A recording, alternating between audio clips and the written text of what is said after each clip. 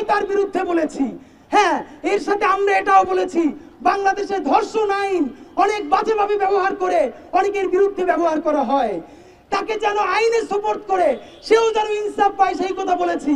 But কি দেখলাম, বাংলাদেশের কতিপয় উচ্ছৃঙ্খল জনতা, আলেম তৌহিদি জনতা নাম দিয়ে তারা শাহবাগ থানার সামনে গেল। সামনে যাওয়াটাও কোনো অপরাধ না।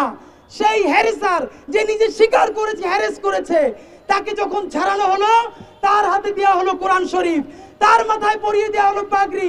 লজ্জায় মরে যায়। বাইতুল মুকাররমের সামনে বসে মনে চাই যেন গলায় ফাঁস দেই। এইরকম আলেম শূন্য, অভিভাবক শূন্য বাংলাদেশ কোনোদিন ছিল না।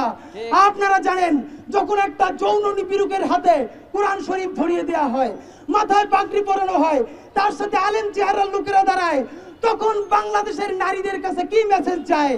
যে নিপীড়ন করে, ধর্ষণ করে, হ্যারেস করে, সেইগুলো করলেই বুঝি কোরআন শরীফ উপহার পাওয়া যায়, সেইগুলো করলেই বুঝি পাগড়ি মাথায় পাওয়া যায়।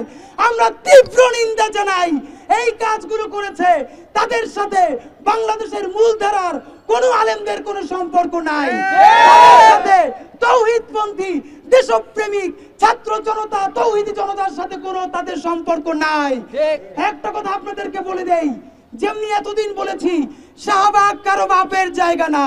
আমাদের নবাবেরা যাদের মুসলিম পরিচয় নিয়ে কোনো হীনমন্যতা ছিল না, এই জমিন তাদের। শাহবাগকে আমরা কাউরে বর্গা দেই নাই। একইভাবে তৌহিদি জনতা হলাম আমরা। কারা? বাংলাদেশের সেই 90% মুসলমান যারা বাংলাদেশে হিন্দু, মুসলিম, বৌদ্ধ, খ্রিস্টান সবাইকে সবার নিরাপত্তার জন্য নিজের বুককে ঢাল বানিয়ে দেয়। তাই তৌহিদি জনতাও আমরা কোনো পথভ্রষ্ট উচ্ছৃঙ্খল মানুষের কাছে এই শব্দ বর্গা দেই নাই।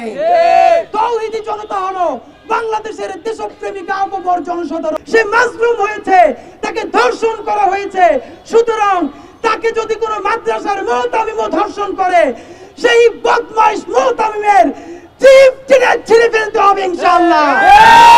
বাংলাদেশের আবহাওয়ার সাধারণ জনতা, তৌহিদি জনতা, দেশপ্রেমিক তৌহিদবাদী জনতা কোনদিন কোন অন্যায়কারীকে, কোন ধর্ষককে, কোন নিপীড়ককে প্রশ্রয় দেয় না এবং দিবে না ইনশাআল্লাহ।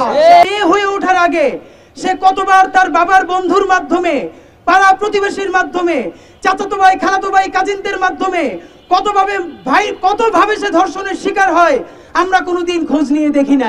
ইনকিলাব মঞ্চ আপামর ছাত্র জনতাকে সাথে নিয়ে সবার আগে তার বিচার চাইবে ইনশাআল্লাহ। ধর্ষণের শিকার হয়, ইনকিলাব মঞ্চ আপামর ছাত্র জনতাকে সাথে নিয়ে সবার আগে তার বিচার চাইবে ইনশাআল্লাহ।